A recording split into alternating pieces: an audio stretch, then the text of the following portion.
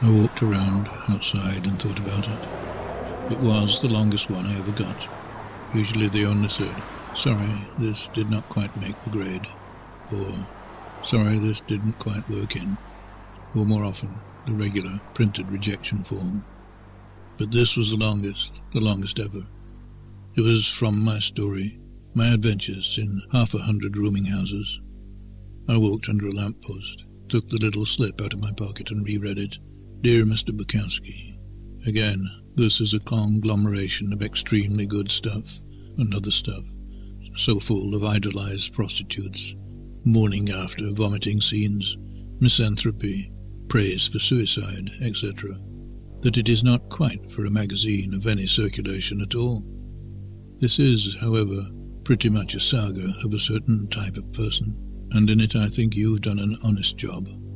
Possibly we will print you sometime, but I don't know exactly when. That depends on you. Sincerely yours, Whit Burnett." Oh, I knew the signature, the long H that twisted into the end of the W and the beginning of the B, which dropped halfway down the page. I put the slip back in my pocket and walked on down the street. I felt pretty good. Here I had only been writing 2 years, 2 short years. It took Hemingway 10 years, and Sherwood Anderson, he was 40 before he was published. I guess I would have to give up drinking and women of ill fame, though. Whiskey was hard to get anyhow, and wine was ruining my stomach. Millie, though, Millie, that would be harder, much harder. But Millie, we must remember art. Dostoevsky, Gorky for Russia, and now America wants an Eastern European. America is tired of Browns and Smiths. The Browns and the Smiths are good writers, but there are too many of them, and they all write alike.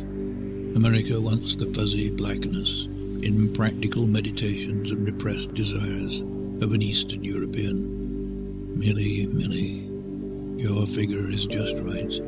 It pours down tight to the hips, and loving you is as easy as putting on a pair of gloves in zero weather. Your room is always warm and cheerful, and you have record albums and cheese sandwiches that I like. And Millie, your cat, remember when it was a kitten? I tried to teach him to shake hands and to roll over, and you said a cat wasn't a dog and it couldn't be done. Well, I did it, didn't I, Millie? The cat's big now. He's been a mother and had kittens. We've been friends a long time. But it's going to have to go now, Millie. Cats and figures and Tchaikovsky's Sixth Symphony. America needs an Eastern European. I found I was in front of my rooming house by then, and I started to go in. Then I saw a light on in my window. I looked in. Carson and Shipkey were at the table with somebody I didn't know. They were playing cards, and in the centre sat a huge jug of wine. Carson and Shipkey were painters who couldn't make up their minds whether to paint like Salvatore Dali or Rockwell Kent, and they worked at the shipyards while trying to decide. Then I saw a man sitting very quietly on the edge of my bed. He had a moustache and a goatee, and looked familiar. I seemed to remember his face. I had seen it in a book, a newspaper, a movie, maybe. I wondered. Then I remembered. When I remembered, I didn't know whether to go in or not. After all, what did one say? How did one act? With a man like that it was hard. He had to be careful not to say the wrong words. He had to be careful about everything. I decided to walk around the block once first. I read someplace that it helped when you were nervous. I heard Shipkey swearing as I left, and I heard somebody drop a glass. That wouldn't help me any. I decided to make up my speech ahead of time. Really, I'm not a very good speaker at all. I'm very withdrawn and tense. I save it all and put it in words on paper. I'm sure you'll be disappointed in me, but it's the way I've always been. I thought that would do it, and when I finished my block's walk, I went right into my room. I could see that Carson and Shipkey were rather drunk, and I knew they wouldn't help me any. The little card player they had brought with them was also bad off, except he had all the money on his side of the table. The man with the goatee got up off the bed. "How do you do, sir?" he asked. "Fine. And you?" I shook hands with him. "I hope you haven't been waiting too long," I said. "Oh, no. Really," I said, "I'm not a very good speaker at all. Except when he's drunk, then he yells his head off. Sometimes he goes to the square and lectures, and if nobody listens to him, he talks to the birds," said Shipkey. The man with the goatee grinned. He had a marvellous grin. Evidently a man of understanding. The other two went on playing cards, but Shipkey turned his chair around and watched us. "I'm very withdrawn and tense," I continued, "and past tense or circus tense," yelled Shipkey. That was very bad, but the man with the goatee smiled again, and I felt better. I saved it all and put it in words on paper, and 9/10 or pretense, yelled Shipkey. "And I'm sure you'll be disappointed in me, but that's the way I've always been." "Listen, mister," yelled Shipkey, wobbling back and forth in his chair. "Listen, you with the goatee." Yes?" "Listen, I'm 6 feet tall with wavy hair and a glass eye and a pair of red dice." The man laughed. "You don't believe me, then? You don't believe I have a pair of red dice?" Shipkey, when intoxicated, always wanted, for some reason, to make people believe he had a glass eye. He would point to one eye or the other and maintain it was a glass eye. He claimed the glass eye was made for him by his father, the greatest specialist in the world, who had, unfortunately, been killed by a tiger in China. Suddenly, Carson began yelling, "I saw you take that card. Where did you get it? Give it here. Here! Mott! I thought so. No wonder you've been winning. So! Carson rose up and grabbed the little card player by the tie and pulled up on it. Carson was blue in the face with anger. The little card player began to turn red as Carson pulled up on the tie. "What's up, huh? What's up? What's going on?" yelled Shipkey. "Let me see, huh? Give me the dope." Carson was all blue and could hardly speak. He hissed the words out of his lips with a great effort and held up on the tie. The little card player began to flop his arms about like a great octopus brought to the surface. "He crossed us," hissed Carson. "Crossed us." Pulled one from under his sleeve. "Sure as the Lord. Crossed us, I tell you." Shipkey walked behind the little card player and grabbed him by the hair and yanked his head back and forth. Carson remained at the tie. "Did you cross us, huh? Did you? Speak, yelled Shipkey, pulling at the hair. The little card player didn't speak. He just flopped his arms and began to sweat. "I'll take you someplace where we can get a beer and something to eat," I said to the man with the goatee. "Come on, talk, give out. You can't cross us." "Oh, that won't be necessary," said the man with the goatee. "Rats, louse, fish-faced pig." "I insist," I said. "Rubber man with the glass eye, will you? I'll show you, fish-faced pig." "That's very kind of you, and I am a little hungry, thanks," said the man with the goatee. Speak, fish-faced pig. If you don't speak in 2 minutes, in just 2 minutes, I'll cut your heart out for a doorknob." "Let's leave right away," I said. "All right," said the man with the goatee. All the eating places were closed at that time of night, and it was a long ride into town. I couldn't take him back to my room, so I had to take a chance on Millie. She always had plenty of food. At any rate, she always had cheese. I was right. She made us cheese sandwiches and coffee. The cat knew me and leapt into my lap. I put the cat on the floor. "Watch, Mr. Burnett," I said. "Shake hands," I said to the cat. "Shake hands." The cat just sat there. "That's funny. It always used to do it," I said. "Shake hands."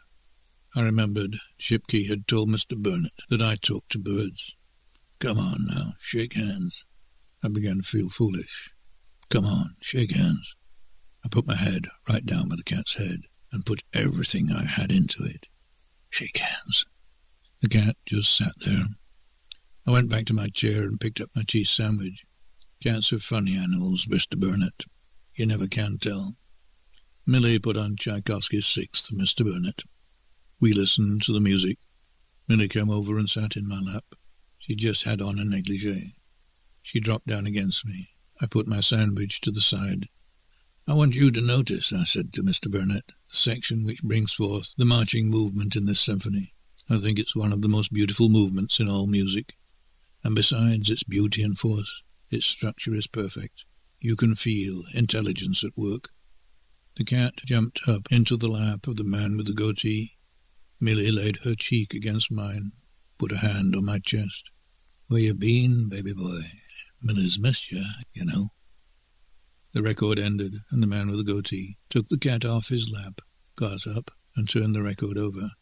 He should have found record number 2 in the album. By turning it over, we would get the climax rather early. I didn't say anything, though, and we listened to it end. "How did you like it?" I asked. "Fine, just fine." He had the cat on the floor. "Shake hands," he said to the cat. The cat shook hands. "Look," he said, "I can make the cat shake hands." "Shake hands. Shake hands." The cat rolled over. "No, shake hands. Shake hands." The cat just sat there. He put his head down by the cat's head and talked into its ear. "Shake hands." The cat stuck its paw right into his goatee. "Did you see? I can make him shake hands." Mr. Burnett seemed pleased. Millie pressed tight against me. "Kiss me, baby boy," she said. "Kiss me." "No." "Good Lord, you gone off your nut, baby boy? What's eating at you? Something bothering you tonight, I can tell. Tell Millie all about it. Millie had got a hell for you. Baby boy, you know that. What's the matter, huh? Huh?" "Now I'll get the cat to roll over," said Mr. Burnett. Millie wrapped her arms tight around me and peered down into my upward eye. She looked very sad and motherish and smelled like cheese. "Tell Millie what's eating you up, baby boy." "Roll over," said Mr. Burnett to the cat. The cat just sat there. "Listen," I said to Millie, "see that man over there?" "Yeah, I see him." "Well, that's Whit Burnett." "Who's that?" "The magazine editor, the one I send my stories to." "You mean the one who sends you those tiny little notes?" "Rejection slips, Millie." "Well, he's mean. I don't like him." "Roll over," said Mr. Burnett to the cat. The cat rolled over. "Look," he yelled, "I made the cat roll over. I'd like to buy this cat. It's marvelous." Millie tightened her grip about me and peered down into my eye. I was quite helpless. I felt like a still live fish on ice in the butcher's counter on Friday morning. "Listen," she said, "I can get him to print one of your stories. I can get him to print all of them." "Watch me make the cat roll over," said Mr. Burnett. No, Millie, you don't understand. Editors aren't like tired businessmen. Editors have scruples." "Scruples?" "Scruples." "Roll over," said Mr. Burnett. The cat just sat there. "I know all about your scruples. Don't you worry about scruples, baby boy. I'll get him to print all your stories." "Roll over," said Mr. Burnett to the cat. Nothing happened. "No, Millie, I won't have it." She was all wound around me. It was hard to breathe, and she was rather heavy. I felt my feet going to sleep. Millie pressed her cheek against mine and rubbed a hand up and down my chest. "Baby boy, you got nothing to say?" Mr. Burnett put his head down by the cat's head and talked into its ear. "Roll over." The cat stuck its paw right into his goatee. "I think this cat wants something to eat," he said. With that he got back into his chair. Millie went over and sat on his knee. "Where'd you get that cute little goatee?" she asked. "Pardon me," I said. "I'm going to get a drink of water." I went in and sat in the breakfast nook and looked down at the flower designs on the table. I tried to scratch them off with a fingernail. It was hard enough to share Millie's love with the cheese salesman and the welder. Millie with the figure right down to the hips. Damn. I kept sitting there, and after a while I took my rejection slip out of my pocket and read it again. The places where the slip was folded were beginning to get brown with dirt and torn. I would have to stop looking at it and put it between book pages like a pressed rose. I began to think about what it said. I always had that trouble. In college even, I was drawn to the fuzzy blackness. The short story instructors took me to dinner and a show one night and lectured me on the beauties of life. I had given her a story I had written in which I, as the main character, had gone down to the beach at night on the sand and began meditating on the meaning in Christ, on the meaning in death, on the meaning and fullness and rhythm in all things. Then, in the middle of my meditation, along walks a bleary-eyed tramp, kicking sand in my face. I talk to him, buy him a bottle, and we drink. We get sick. Afterwards, we go to a house of ill fame. After the dinner, the short story instructress opened her purse and brought forth the story of the beach. She opened it up about halfway down, to the entrance of the bleary-eyed tramp and the exit of meaning in Christ. Up to here, she said, up to here. This was very good, in fact, beautiful. Then she glared up at me with that glare that only the artistically intelligent who have somehow fallen into money and position can have. But pardon me very much. She tapped at the bottom half of my story. Just what the hell is this stuff doing in here? I couldn't stay away any longer. I got up and walked into the front room. Millie was all wrapped around him and peering down into his upward eye. He looked like a fish on ice. Millie must have thought I wanted to talk to him about publishing procedures. Pardon me, I have to comb my hair, she said, and left the room. A nice girl, isn't she, Mr. Burnett? I asked. He pulled himself back into shape and straightened his tie. Pardon me, he said. Why do you keep calling me Mr. Burnett? Well, aren't you? I'm Hoffman, Joseph Hoffman. I'm from the Curtis Life Insurance Company. I came in response to your postcard. But I didn't send a postcard. We received one from you. I never sent any. Aren't you Andrew Spickwich? Who? Spickwich. Andrew Spickwich. 3631 Taylor Street. Millie came back and wound herself around Joseph Hoffman. I didn't have the heart to tell her. I closed the door very softly and went down the steps and out into the street. I walked partway down the block, and then I saw the lights go out. I ran like hell toward my room, hoping that there would be some wine left in that huge jug on the table. I didn't think I'd be that lucky, though, because I am too much a saga of a certain type of person. Fuzzy blackness, impractical meditations, and repressed desires.